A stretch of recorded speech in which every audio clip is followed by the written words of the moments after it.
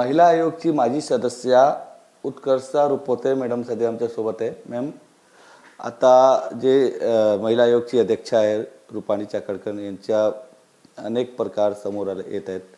काय सांगणार त्यांच्या कार्यपद्धतीवर, कारण तुम्ही पण होते त्यांच्यासोबत, काय सांगणार तुम्ही? मला वाटतं कॅप्टन खरातच्या संदर्भातून जे काही 4-5 दिवसापासून मीडियामध्ये येत आहे ते अतिशय खेदजनक आहे. आणि राज्य महिला आयोगासारख्या एका संस्थेच्या अध्यक्ष असणाऱ्या रुपालीताई चाकणकर यांचे संबंध त्यांच्याशी आहेत, त्यांना त्या गुरु म्हणून मानतात आणि ज्या पद्धतीची भक्ती त्या करतायत ते सगळ्या मीडियासमोर जे आपण बघतोय हे अतिशय चुकीचं आणि आपल्या पुरोगामी महाराष्ट्राला न शोभणारं आहे. प्रत्येक भाषणामध्ये रुपालीताई सावित्रीबाई फुलेंचं नाव घेतात, रमाबाईंचं नाव घेतात, जिजामातांचं नाव घेतात, पण जेव्हा खरंच कृतीमध्ये त्या काय करतायत जेव्हा आपण बघू त्या स्वतःच अंधश्रद्धेला बळी पडतायत हे त्या सगळ्या त्या ॲक्शन्समधून दिसतंय. त्यांच्या कार्यपद्धतीबद्दल म्हणायचं झालं तर आयोगाचे सदस्य मी जेव्हा होते त्यावेळेस सुद्धा आणि त्याच्यानंतर ज्या वेळेस त्यांच्याबद्दलचे आक्षेप आले आम्ही वारंवार हे सांगत राहिलो की नेमकं राज्य महिला आयोगाचं काम काय आहे, ते कसं केलं पाहिजे, तुमच्या मर्यादा काय आणि तुम्ही कसं त्या मर्यादा पाळल्या पाहिजेत हे आम्ही सातत्याने त्यांना सांगत आलेलो आहे. किंबहुना ॲज अ टीम मेंबर त्यांना ते पटवून द्यायचा प्रयत्न केला. पण तुम्ही जर बघितलं आधीच्या पण सगळ्या केसेसमध्ये म्हणजे ज्या पीडित आहेत त्यांच्याबद्दल शंका उपस्थित करणं, नको त्या केसला पॉलिटिकल किंवा राजकीय रंग देणं. आता प्रांजल खेवलकरची जी केस होती आपण जर आठवण कराल त्यांच्या बाबतीतही असंच घडलं होतं. दुसऱ्या-तिसऱ्या दिवशी जाऊन त्यांनी FIRची कॉपी घेतली आणि प्रेससमोर येऊन त्यांनी पूर्ण आराखडा मांडला, किती व्हिडिओज, किती अश्लील फोटो. मग आता कॅप्टन खरातबद्दल ते असं का करत नाहीयेत? सेमच केसेस आहेत ना, एक्सप्लॉयटेशनच्या केसेस आहेत, पण राजकीय रंग राज्य महिला आयोगाच्या अध्यक्ष असताना तुम्ही अशा केसेसना राजकीय रंग देणं हे चुकीचं आहे. आणि अशा अनेक पद्धती त्यांच्या ज्या कार्यपद्धती आहेत त्याच्यामध्ये चुका आहेत आणि हे आता त्यांच्या कामाच्या सगळ्याच्यातून लक्षात येत आहे. कालच एका पत्रकारांनी, श्रीरामपूरचेच एक पत्रकार आहेत, त्यांनी पण असं सांगितलं की जेव्हा मी या बाबांबद्दल एक न्यूज लिहिली तेव्हा त्यांचं पत्र आयोगाचं आलं की तुम्ही ह्याच्याबद्दल खुलासा करा. म्हणजे खरं म्हणजे त्यांनी त्या पत्रकाराला बोलवून घेतलं पाहिजे होतं की जर महिलांचं शोषण होत असेल तर दादा तुम्ही आम्हाला एव्हिडन्स द्या, आम्ही त्या बाबांवरती सुमोटो ॲक्शन घेतो. तसं न करता हे उलट्या पद्धतीने काम सुरू आहे. त्यामुळे त्यांच्या कार्यपद्धतीवर आधी आक्षेप होता आणि आत्ता तर 100% हे जे काही बाहेर येतं त्याच्यातून आम्ही जे सांगत होतो एवढी 3-4 वर्ष हे खरं आहे हे लक्षात येत आहे. तुम्हाला आधीच माहीत होतं का की रुपाली चाकणकर आणि जे अशोक खराते त्यांच्या संबंध आहेत, एक त्यांच्यामध्ये बोलणं झालं होतं का कधी याच्यासोबत, किंवा जे खराते ते कधी आले होते का महिला आयोगच्या ऑफिसमध्ये? नाही, राज्य महिला आयोगाच्या कुठल्याच कार्यक्रमामध्ये किंवा ऑफिसमध्ये मी तरी सदस्य असताना मी त्यांना बघितलेलं नाही. त्यांचे वैयक्तिक प्रकारचे संबंध असतील तर ते त्यांना प्रत्येक व्हिडिओमध्ये फोटोमध्ये गुरु म्हणून उल्लेख त्यांचा करतायत, त्यामुळे त्यांचे संबंध असू शकतात. पण श्रद्धा आणि अंधश्रद्धा ह्याच्यात खूप फरक आहे आणि ते जे करतात हे पूर्णपणे अंधश्रद्धा आहे. त्यामुळे त्यांचा आणि त्या कॅप्टन थोरातांचा कसा संबंध त्याबद्दलचा आला, कधीपासून आला ह्याच्याबद्दल आम्हाला माहिती नाही. पण जर तुम्ही जे सगळे जुने फोटोज जे येतात, व्हिडिओज बघता, म्हणजे ते काय आज उद्याचे संबंध नाही आहेत.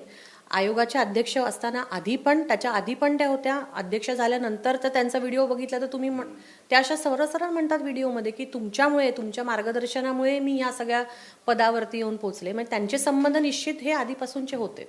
पण याच्या आधी कधी खरात बाबत कोणी तक्रार घेऊन आले होते का महिला आयोगच्या ऑफिसमध्ये, आणि आले होते तर काय होतं रिस्पॉन्स रुपाली चाकणकर यांच्या?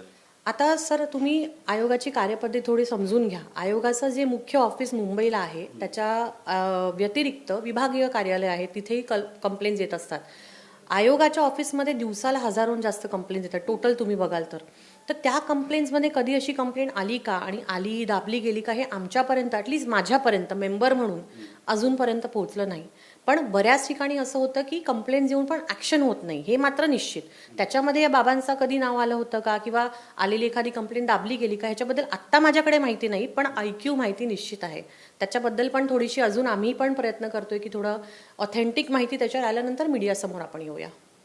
अनेक लोक आता रुपाली चाकणकरची राजीनामाची मागणी करतात. तुमची काय मागणी असणार आहे, तुमची काय भूमिका असणार आहे? नाही, निश्चित बघा, हा काही वैयक्तिक वाद नाही कोणाशी. त्या राजकीय नेत्या आहेत, त्यांनी पण संघर्ष करून त्या आलेल्या आहेत पुढे, त्याच्याबद्दल माझं काही दुमत नाही. पण तुम्ही राज्य महिला आयोगाच्या अध्यक्ष असताना तुमच्यावर एक जबाबदारी आहे, ती नैतिक जबाबदारी आहे की तुम्ही जे वागताय, तुम्ही जे लोकांपुढे बोलताय. आता परवाच त्यांचं भाषण होतं की महिलांना लग्न झाल्यावर संविधान द्या हातात. संविधान मानणारी माणसं भोंदू बाबांच्या जाऊन पाया धुणार आहेत का? नाही. त्यामुळे तुम्ही जे बोलताय, तुमची कथनी आणि करणी याच्यात फरक आहे. नैतिकतेच्या ह्याच्यावरती तर त्यांनी कधीच राजीनामा दिला पाहिजे होता. कारण विक्टम्सलाच तुम्ही जेव्हा आणखीन विक्टमाइज करता, तुम्ही जेव्हा त्या डॉक्टर संपदा मुंडेच्या केसमध्ये जे झालं जर बघितलं, हेच अतिशय चुकीचं होतं. तेव्हाही ती मागणी झालेली होती. अनेकदा त्यांच्या कार्यपद्धतीवरती आक्षेप घेतला गेलेला आहे आणि तेव्हाही आम्ही राजीनामा मागत होतो. आम्ही तर स्वतः आंदोलन केलंय मंत्रालयाबाहेर त्यांच्या विरोधात. तेव्हा पोलिसांनी त्यांना काही करण्याच्या ऐवजी आम्हालाच अटक केलेली होती.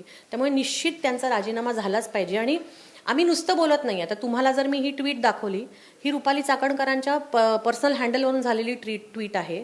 डिसेंबर 2025ची 4 डिसेंबरची ही पोस्ट आहे, ज्याच्यामध्ये त्याच्या लिहितात की राज्य महिला आयोगाच्या कार्यालयामध्ये मीटिंग झाली. बुवाबाजी, भोंदूगिरी, अनिष्ट प्रथा, चुकीच्या समाजातून महिलांची आणि कुटुंबाची फसवणूक जर होत असेल तर ह्याच्या विरोधात आम्ही अंधश्रद्धा निर्मूलनाची अभियान आणि साक्षरता करणार. ही डिसेंबर 25ची पोस्ट आहे.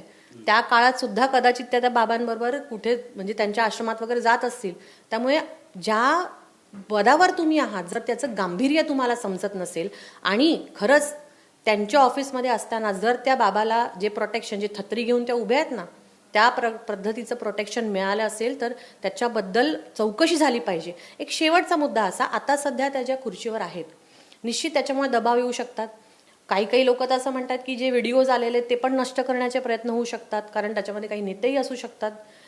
ते जर होणार असेल तर ज्या नियमांच्या अंतर्गत तुम्ही धनंजय मुंडेंना लांब केला, तर धनंजय मुंडे काय स्वतः त्या आरोपात नव्हते, पण वाल्मिक कराडची त्यांची जवळीक आहे. सेम केस इथे का नाही अप्लाय होत मग? आणि जर तेव्हा धनंजय मुंडेंचा राजीनामा घेतला होता तर आता रुपाली त्यांचा राजीनामा झालाच पाहिजे. आणि खरं तो कोणी न विचारता रुपाली त्यांनी स्वतः दिला पाहिजे. आयोगाचा राजीनामा तर नंतर हो, एवढं सगळं गौड बंगाल त्या बाबांबद्दल बाहेर आलंय, त्या म्हणतात मला माहिती नाही. त्या ट्रस्टचा सुद्धा राजीनामा त्यांनी दिलाय का अजूनपर्यंत? म्हणजे त्यांच्या सगळ्याच भूमिकावरती एक मोठा प्रश्नचिन्ह आहे आणि त्या स्वतःहून काहीच बोलायला तयार नाहीत. त्यामुळे त्यांनी त्यांचा राजीनामा निश्चित राज्याच्या मुख्यमंत्र्यांनी इथे स्ट्रॉंग स्टँड घेतलाच पाहिजे आणि त्यांचा राजीनामा झालाच पाहिजे. पण आतापर्यंत सरकारतर्फे काही स्ट्रॉंग जे ॲक्शन आहेत ते घेतले नाही आहे. जर घेतले नाही गेले तर तुमची भूमिका काय असणार आहे? नाही बघा, आता त्यांनी काल SITची मागणी केली, SIT स्थापन केली आणि त्या एक महिला अधिकारी दिल्यात. प्रश्न असा आहे, ज्या पोलिसांनीच हे सगळ्या केसेस दडपायचे प्रयत्न केलेले असतील आधी सुद्धा, जर कंप्लेंट झाल्या असतील किंवा FIR नाही घेतल्या गेल्या, पोलिसांवरच दबाव आणण्याचं काम रुपाली चाकणकर करत होत्या असं म्हटलं जातंय. त्यांच्याच माध्यमातून विक्टिम्सना किंवा जे कोणी कंप्लेंट करतात, जसं त्या पत्रकाराबद्दल झालं, मग पोलीस ह्याची कशी काय चौकशी करू शकतात? म्हणून एकतर ती कोर्टाच्या माध्यमातून सखोल चौकशी झाली पाहिजे एक, आणि नाहीच झाले तर आंदोलनं करण्याशिवाय आम्हाला पर्याय काय? कारण सरकार फक्त लाडकी बहीण करून फायदा नाहीये. तुम्ही त्यांना संरक्षण देणं गरजेचं आहे. तुम्ही ज्या महिलांना पदावर बसवतायत त्या तिथे नैतिकतेने बसल्या पाहिजेत, हे पण तुम्ही बघायला पाहिजे. त्यामुळे त्यांच्या विरोधात जे काही रान उठवायचं ते आम्ही उठवणार, पण पहिली अपेक्षा सरकारकडून आहे. कारण राज्याच्या पहिल्या उपमुख्यमंत्री महिला म्हणून सुनेत्राताईंचं नाव घेतलं जातंय. किमान त्यांनी तरी, त्यांच्या पक्षाच्या आहेत त्यांच्या प्रवक्त्या पण आहेत त्यांनी दिलेली पोझिशन आहे. त्यामुळे त्यांनी तरी किमान ह्या गोष्टीचं गांभीर्य जाणून त्यांचा राजीनामा घेतला पाहिजे. अन्यथा आम्ही राजकीय आणि सामाजिक लेवलवरती, म्हणजे वंचित बहुजन आघाडीच्या माध्यमातून तर करूच, पण सामाजिक ज्या काही संस्था संघटना आहेत त्यांच्या माध्यमातून पण ह्यांच्या विरोधात आम्ही आंदोलनं करणार. Video journalist Rupesh Govind Thakur, TV9 Marathi, Mumbai.